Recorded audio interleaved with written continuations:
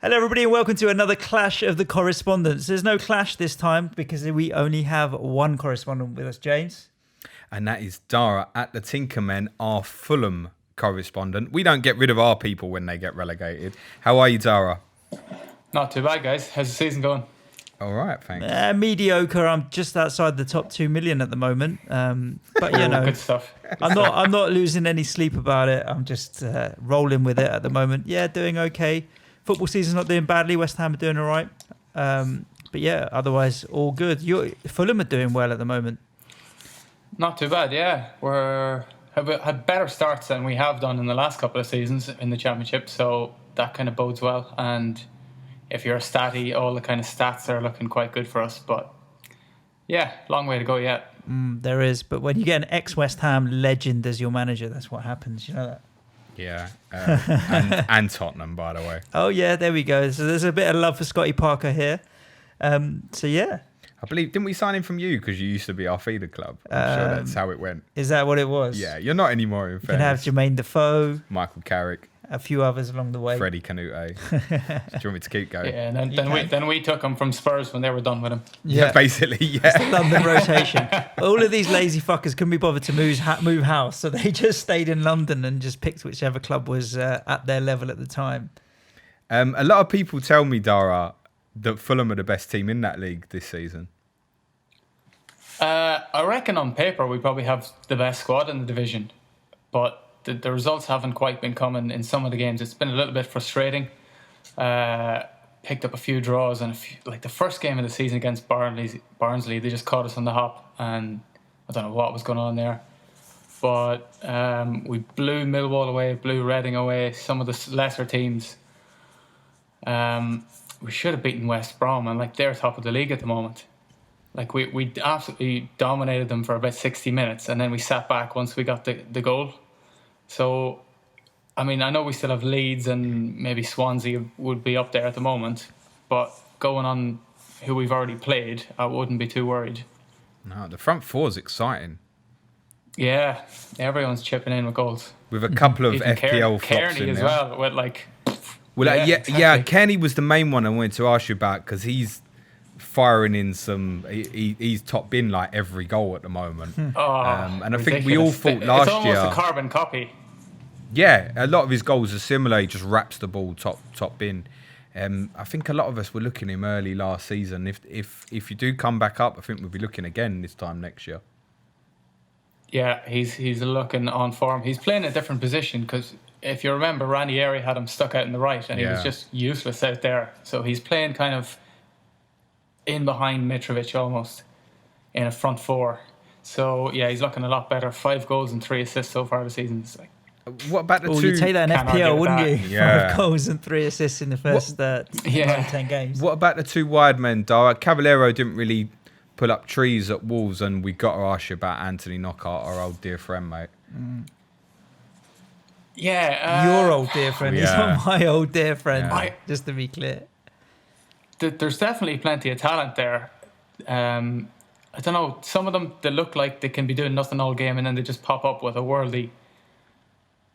I don't know, we're just haven't quite clicked. But the last game, we drew against Charlton, the last one, and what they did was they switched sides and it looked quite good. But I think certain teams are kind of figuring this out, so we need to change it up a little bit. But yeah, there's plenty of quality between the two guys. We're lucky that we signed a lot of championship proven players this season. Knockaert, Cavallero, Harry Arter. We got a guy from Southampton, Reed, and he's pretty nifty as well. Yeah, it's just the end product. Sometimes the crossing from especially Knockaert hasn't been perfect, but it's a work in progress. What's his tackling like? Who? Andy Knockaert. Any better than that double game week last year? James has still memories of that red card etched on him. I think if there's a couple of things from last season that we should have got tattooed on our arms, mine was triple captaining Leroy Sane, and yours was that Knockaert double game week. I think when we start the Planet FPL Hall of Fame, Anthony Knockaert will be one of the first players, isn't it? Honestly. Yeah. Yeah, from like first episodes, I was like, watch this guy. I don't remember when we had like 12 listeners every week, I was like, Knockaert's going to tear it up, you know. Yeah. We never bought him. I didn't buy him for, 21 months. As soon as I got him in, he got red carded. Those are legendary stories for sure, definitely. Any good coups you've had in FPL this season so far, Dara? Did you get onto Mason Mount super early, or are you avoiding all Chelsea players? I did get on Mount early. That was the one that I did. There wasn't much to talk about other than that. So I started the season with Trossard as a 6 million, and then I was going to look at Mount and Barkley and decide between the two. So after game week 3, that was where I moved on to Mount. But there's not much to talk about other than that. I haven't nailed the captains at all. No one is. You and everyone else, yeah. Don't worry nothing about happening. it. I mean, I went triple Liverpool defence at one stage. Good lad. Oh, so did we. Don't worry. You've been listening to the pod then. The good thing you've done is listen to the pod. The dumb thing you did is actually listen to the pod. Never take advice from us. I'm down to double Liverpool defence. You now still double or just the one? I've got Adrian in goals, who's not going to play. I'll probably swap him down to somebody else. So it's just TAA at the moment. A must, isn't he? TAA is 100%. Yeah, definitely a must. Talking of Liverpool defenders, it's a funny old season though. Yeah, for sure. Talking of Liverpool defenders, I don't know if you guys have seen this, but the leader of official FPL at the moment is Nick Tanner, who played 40 games for Liverpool between 1988 and 1994. Okay. Very much a player in reserve, but listen, 40 games for Liverpool. It's not to be sniffed at. It's something you can tell the grandkids and that. Yeah. And he had an article with someone, and he gave up 5 tips for his FPL success so far this season. And How many points has he got, just out of interest? I can tell you, he has 587 points. Wow. His team name is Win or Lose on the Booze. That's 177 points more than I have, or something like that. That's ridiculous. He is 9 points clear of first at the moment.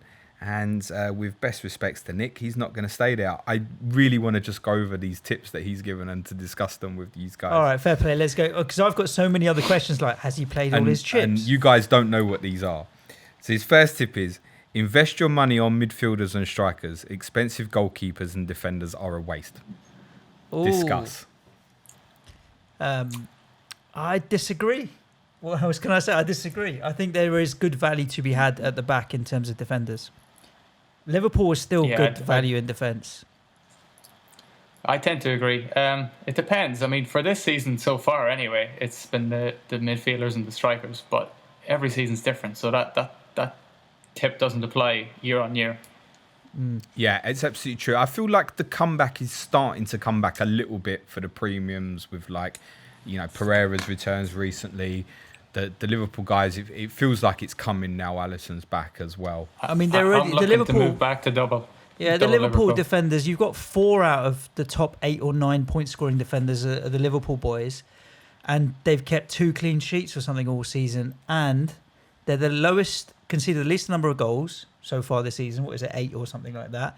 8, and the hero Alisson is coming back in the next match. So, yeah. 6, I think Liverpool conceded. 6 in 8. Okay, there you go. Yeah, 6 and 8. Sorry. Haven't conceded more than 1 in a game. More than 1 in every single game. Exactly, yeah. I don't agree with that. I do think that there's a lot more value in midfield and attack at the mid-tier levels than there possibly has been previously. But yeah, not going expensive at the back, I don't agree with. Okay. Look at the good old days. We talked about it on the show this season so far, right? With Leighton Baines being 8 million and all that kind of stuff. Marcus Alonso at 6.5 and 6.9 and 7 million. We were all over that. Yeah, I agree. I'm not coming off the Liverpool guys until I decide. I think probably till I decide I've got to have Sadio Mane in my team. I think. Yeah. Tip 2: get off to a strong start and use your bonuses early. It means you won't lose interest and get points on the board. Use your bonuses. What does he mean by bonuses? That's a guy that plays the game regularly. Yeah, I think he means some French new FPL fries. terminology. Use your French fries earlier. I think he means his chips. I don't get the line that if you use the chips early, it means you won't lose interest. Well, isn't that the reverse? Isn't that I've used them all? I've got nothing to play for in the second half. There's no way of recovering. The rank starts going down. I like. It's actually the first part of that sentence that I like. Get off to a good start. I'm fucking trying, Yeah, man. easier said than done. It's not out of lack of trying that I'm 2 million in the world, yo. Yeah, you can't really control it, but I don't agree with that at all. Right, these get better. Good. Right, point 3. Keep an eye on big teams with good players underperforming. I'm looking at Spurs now. They can't get any worse and have Watford coming up. This guy obviously didn't listen to Tottenham, did he? No. But how does that logic work? They can't get any worse. Well, you don't pick people when they're doing Well, shit. it's probably more surely. the point, right? You want to look at Spurs now because they've got Watford next. All right, great. Yeah, it's Liverpool away afterwards. Yeah, it doesn't make sense. I mean, keep an eye on big teams, I understand, but not when they're doing badly necessarily. If you consider top 6, like Tottenham and Manchester United are not consideration by any stretch at the moment. Dara, any thoughts on Spurs? Yeah, I'm not going near them. Haven't all season, thankfully. You probably, you're not doing the wrong thing and you probably won't, mate. Point 4. Steer away from Manchester City. You never know who the manager is going to pick. Next. No, sorry. Tip 5. If excuse me, we've already discussed if Aguero, Sterling, KDB, any of them only played 30 out of 38 games or 32 out of 38, they'd still be in the top 10 point scorers. It doesn't matter. Well, KDB and Aguero are the top 2 at the moment for points. Yeah, and Well, KDB exactly. missed 2 games. I mean, is he staying away from Kevin De Bruyne? I'm gonna have a look while Surely you guys discuss the next point, which is probably the most accurate. Trust your eyes and hope for luck. How do you Trust hope? your eye. Hope for the best. Hope for the best. Yeah. Yeah, basically that's it. Yeah. So there's no skill in it at all, is what he's saying. I think he is saying yes that he's top out of 7 odd million people or however many it is, and yeah, praying for luck. I mean, fair play. I'd love to be first at some stage, but Should we look at his it sounds Do you like remember? a child Do you wrote these remember? tips. Do you remember we put out a tweet on Monday, which was you put out the schedule and I replied back, "How are we going to fit it all in?" And you said, "How I don't know how we're going to fit it all in." And someone jumped in and said, "That sounds like the name of your sex tape." Trust your eyes and hope for luck sounds like the name of this guy's.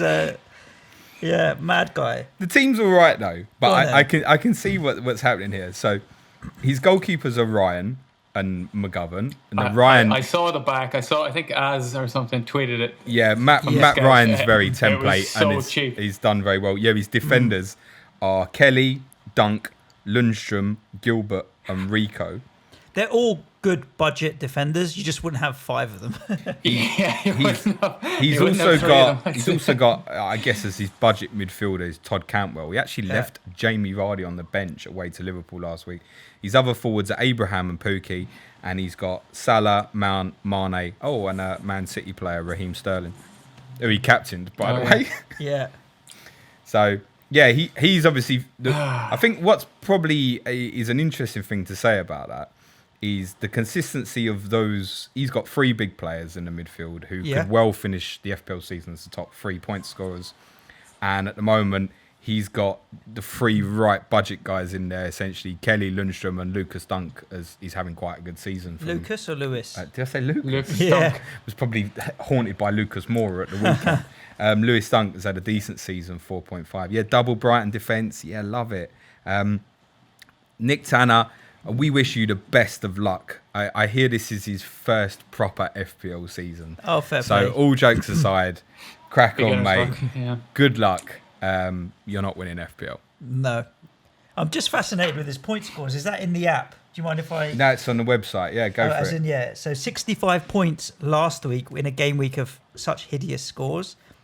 Previous week, 68, 57. I'm thinking there's like a crazy week. 72, 82. I see wildcarded early, 62, 86, and 107 in game week 1. With Yeah, well, that was a big week, wasn't it? Played triple captain and wildcard has gone already as well. Who was triple captain in game week 1? He did Salah. Okay. So his lowest game week score so far is 57. Yeah. I mean, that's monster. It's Oh, really I good. I wish. Consistency. There you go. He's actually been, he had a rank of 12,291 game week 1 with 107. Followed it up with an 86, which took him up to 21 overall. And he's been in the top 20 since. Nice. Yeah, We all fair learn. game. We all learn from whatever we're doing. Dara, you mentioned just before we switched the mics on that you have a quiz prepared for me and James. Now, this is news to us both, so I have no idea what you're talking about All right. or where you're going to take it. Phone away. Talk to us. I'll, What is I'll it? just see if your knowledge is up to scratch. I can was tell just you looking it's at not. The bonus. Dara, what's I the was just rules looking here? at the bonus points. Is it just We'll just give a point for a right answer. or Is a it wrong just answer. jump in and shout? No. Are we a team or No, are we playing I'll- against I'll- each I'll other? give it to you both. I'll give it to you both. Okay, Yeah, so you're we're playing as a against each team, other. James. Makes a No, nice no change. shots of tequila for this. Okay, yeah. That's one for the live show, guys. Yes.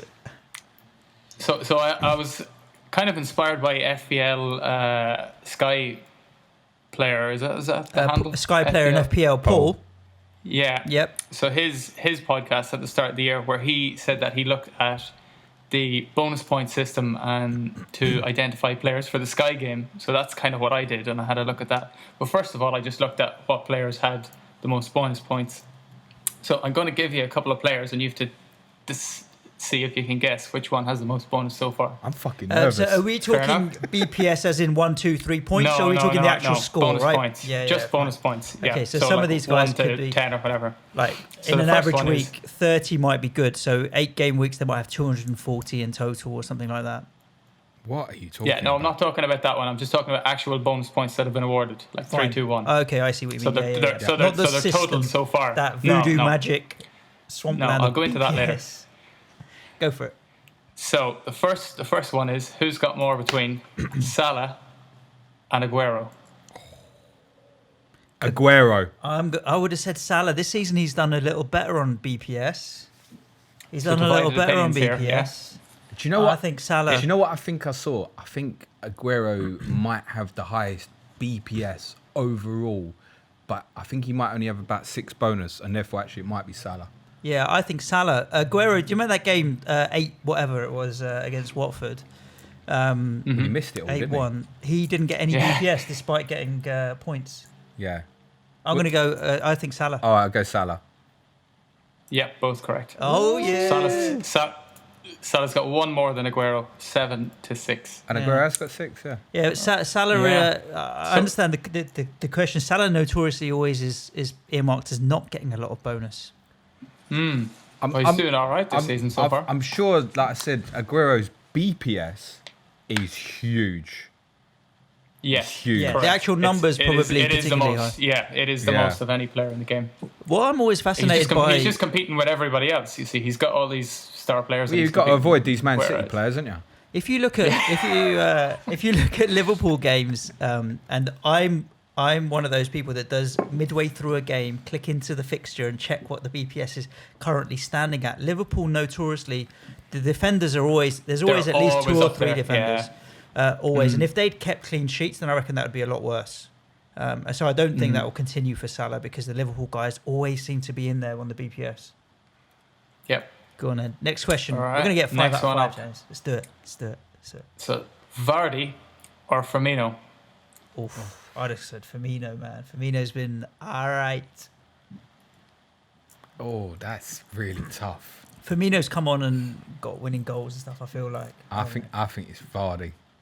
What makes you think that? Firmino scored more points. Vardy tends to, when he scores, tends to kind of hit a base of like 8 points. He doesn't definitely Normally got... hits like 2 bonus. He definitely got 3 BPS the other day when it was 2 goals and when they won, but...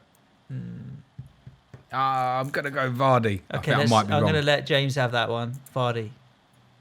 All right, it is Firmino. So to I'm on Vardy's 2 and eight. you're on 1. Ha! What was the totals? Sorry, What's the totals of each?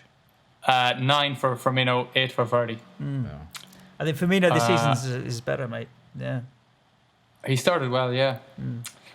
Next one up, Mane or Pukki. Mane for me. We can, Pukki is blank. we can probably work enough, out here what man. Pookie's got, right? So you've got Yeah. I think he might have got 1 or 2 points at Liverpool opening day. It wouldn't have been more than one, surely. Game week 2, he would have got 3 3 against Newcastle.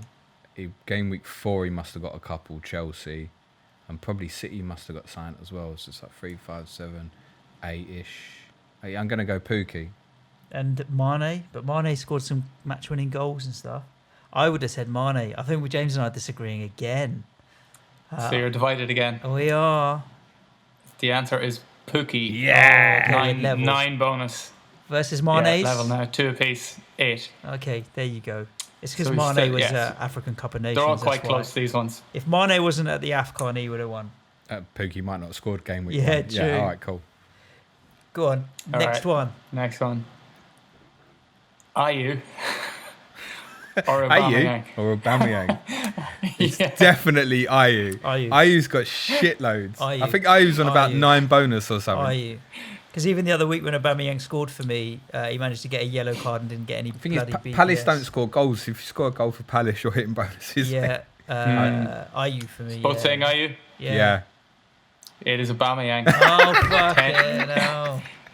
He 10 stitched to us 9. up. 9 versus 10. 10 Okay. to Aubameyang. 10 All right, for fair play. Aubameyang. I've only Right. owned him for 2 weeks or 3 weeks, Aubameyang now. So Aubameyang one as more. well is because of the conversion, right? He doesn't very take 5, 6. He's not like Kane having 5, 6 shots in a game. no. Aubameyang, we spoke about this in the Sky podcast about he's One not going to from hit one. the shots tiers so much. He's so accurate with his finishing. So last one. Hopefully there's a decider here. Lundstrom or Mount? Lundstrom. Silence. Lundstrom, I think, has only picked up BPS. So they've kept 3 clean sheets and he's returned attacking returns in 3 games, I think. So he might have had 4 games, 8 points. I think Mason Mount. I think Mount's been pretty decent and consistent. But Chelsea have been spreading the goals around. Tammy Abraham, he's generally the one that picks up the max bonus points. I'm going Lundstrom as well. Yeah, I've owned Mount since game week 3. I don't feel like I've had too many bonuses in there. And Tammy Abraham has been picking up the 3s and stuff. So I'm going to go with James as Lundstrom. well. Lundstrom. Yep, both correct. Oh, there we go. That's not bad. 3 out of 5. All right. Didn't do too bad. Yeah. Very interesting. I like Not that, too bad, Dara. not too bad. Cheers, mate. Yeah. So do you want a decider maybe? Tiebreaker. Yeah, tiebreaker. I So fancy a can you little bit of name the goalkeeper with the highest bonus points and BPS? Is it This season Henderson? so far. You're going Mhm. with Henderson, are you? That's 3 clean sheets. You've got Gator, Fabianski. I'm going with Fabianski. You're going with Henderson. I think it's Henderson or Ryan. I'm going with Fabianski. It's neither of those. It is Ryan. Okay. Oh, yeah, Henderson He's- or Ryan. Yeah. Ryan. Oh, but you don't get 2 choices. Anyway, Ryan was my second choice. It was mine as well. I just didn't verbalise it. Ryan. There we go. Nice. I like that. There was a guy on the BPS that I actually I was looking at a bit last night at some players done well on BPS. And it was one that stuck out for me, and it's Willy Bolly at Wolves. Willy Bolly. Yeah. Who I've seen in a few teams on people. I think it's a good shout for people on their wild cards at the moment. So they've obviously got a good sustained run of fixtures. Wolves between now and essentially Boxing Day they play Man City. I wouldn't even include Arsenal and Spurs in that run at the moment. And interestingly, Willy Bolly, he's on 32 points at the moment, but some of this is quite hidden. And what I mean by that is he obviously got sent off at Everton game week 4. So ended up with a 1-pointer. His BPS rate during that game was quite high. I've lost it now. But even despite the sending off, he still finished with a BPS of 21. Okay. And if you look at the other games, so that obviously meant he kind of missed out on a possible bonus in that game because he had an assist in that game. And then he missed the 5-2 against Chelsea where they capitulated. Yeah. So that's worth noting as well. But in the other games, he's had a bonus against Watford. He picked up a 1-point bonus at Man City. And he also picked up a top bonus at Leicester on the opening day. When, if you remember, it was his disallowed goal off of Dendonker's... Oh, no, it was Dendonker's goal, wasn't it? It come off Bolly's arm. Yeah. I don't know if he'd have got an assist for that at all. But his overall BPSs in games are really high. So 32, 10, 25, 21, 14, 28, 29. He's kind of averaging kind of a base rate at over 25, which kind of essentially means that when Wolves keep a clean sheet, he's going to hit a bonus as well. Yeah, the question is when a Wolves going to keep a clean sheet. The thing with BPS is it's always relative, right? The points that the players score is relative to the other points that potentially other players have scored as well. I think you notice that there's no uniformity in it. In a match where everybody's over 30, you've got lots of people over 25 and 30, and sometimes everybody's below 20, which was the case at the weekend in one of the games I remember looking into. It may have been your game even, looking at what Spurs BPS was. I can't remember off the top of my head. But I think it was all on minus from something. minus BPS. It's not happened often, right? I can't remember. What was the game last season, James? Do you remember where someone ended the game on minus BPS? There was one, though, wasn't there? I mean, it happens more than we realise because we don't drill into the data. Yeah. But I think you don't see the whole list of players. Yeah, No, of course. you have to drill into the individuals. You could certainly find them. But the one that sticks out in my mind, I think it was Morata, Yeah. Where for some reason... That's the one. I think Alvaro Morata. Didn't he scored against a couple against Palace in November time, and I think a few people were like, yeah, it's getting back in, he's differential and all that. And no, I think he had minus BPS 3 games in a row. I think that's what it was. Right, okay. And that's why he stood out. It's not that difficult to hit a minus BPS. Like, honestly. There we go. I just looking at some of Kane's BPS. It's not that bad because he regularly scores. Is that I'll try and dig out some good BPSs. Interesting stats on when players have gotten negative BPS. Dara, who's on your watch list at the moment? Any players between now and Christmas that you think are must-haves, or any teams that you're really specifically focused on? The noisy guys up the road at Chelsea seem to be spitting up some really good I've got a FPL couple assets. of Chelsea. I've got Abraham and Mount at the moment. A lot of people have that double up. They're looking pretty good. KDB for me, I'm surprised to see so many people selling him. What did he go from? Like there was a Reddit post that he dropped like over 10% last ownership, week, and he didn't drop in price yet. Last week Thursday he was at 43% ownership, just over 43% ownership when I was on my wildcard, and right now it's something like 31. So yeah, over 25% of his owners. It does make you wonder about this algorithm on pricing that hasn't dropped yet. It's like when's he going to drop in price? Well, I mean, I don't know what that takes because he went up to 10 million quite early in the week after the Everton game. I think it might have even been the night of the Everton game, possibly. Yeah. But between the start of game week 7 and game week 8, he's lost over 700,000 owners. Wow. How can you not? It's a funny one. I would love to know how they do the price drops, because wouldn't there was everyone, something Dara? similar last year. There was something similar last year with Salah. Do you remember everyone was waiting for him to drop? Yeah. He was like never dropped. It never happened. Never materialized. Yeah. It does make me wonder if there is some manual intervention as well as just an algorithm on that. That's controversial. What? I don't know. What are you saying now? By I'm manual just saying intervention? that they may manually change the metrics on specific players sometimes. It's not controversial. It's just it may be the case. The guy who's editing the game owns him. Is that what you're saying? Doesn't want to see possibly. that price I'm drop. not sure, to be honest with you. I don't know the whether it's just a set and forget, or they do have to factor in like other things that they can have variables or not. I don't know. I think there is every chance that it's not going to drop. And if it doesn't, it doesn't. What do you do? Well, I've still got him. So it's not my problem. But from my perspective, I'm quite happy if his price doesn't drop. I got him at 9.7, so it actually doesn't make any difference, because if he does go to 9.9, his owners will come back. What it probably does mean is that 15% or so have sold him. If their intention is to go back to him, which it'll only take one good performance and it will happen, his price is going to keep going through the roof. Yeah. He's probably going to end the season at close to 11 million.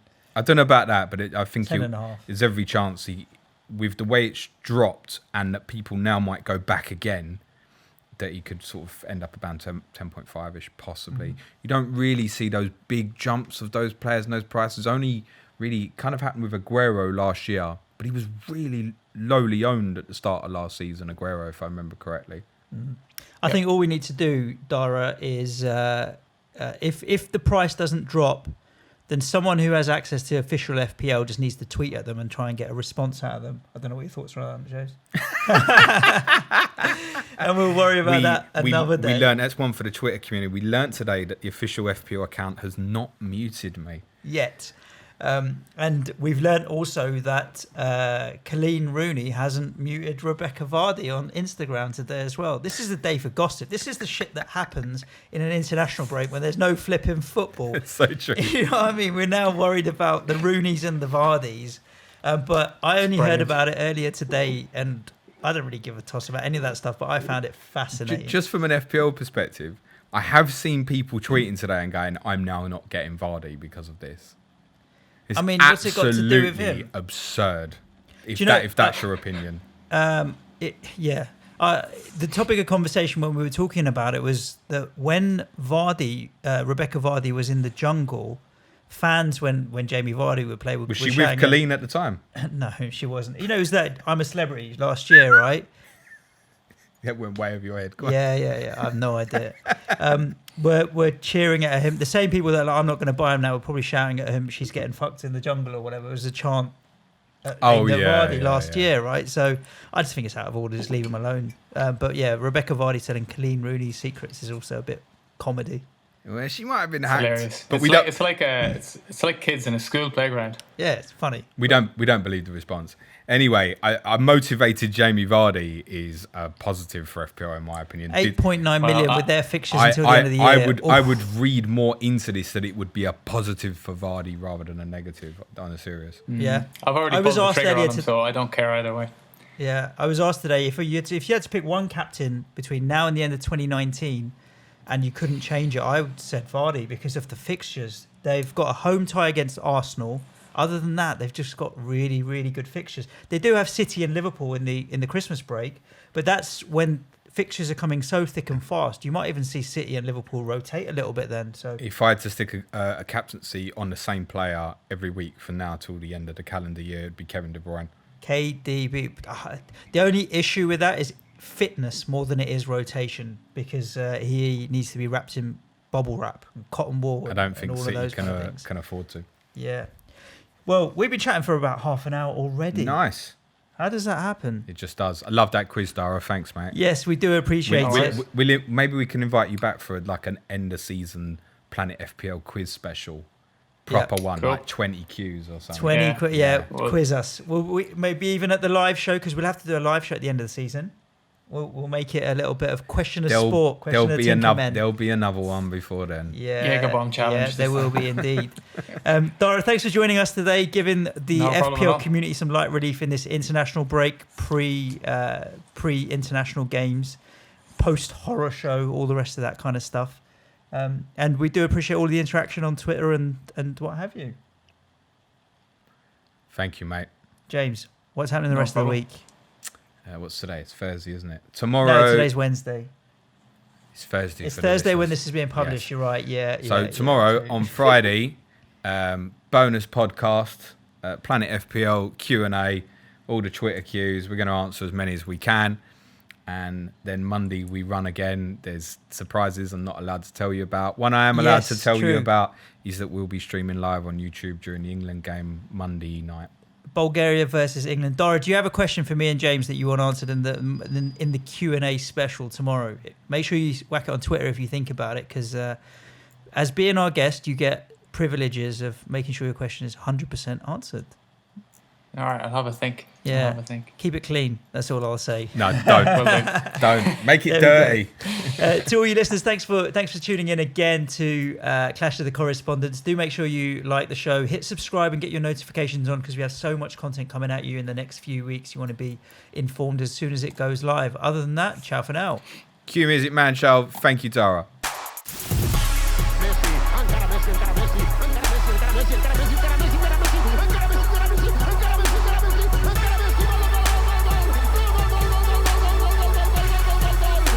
Fantasy Football Show.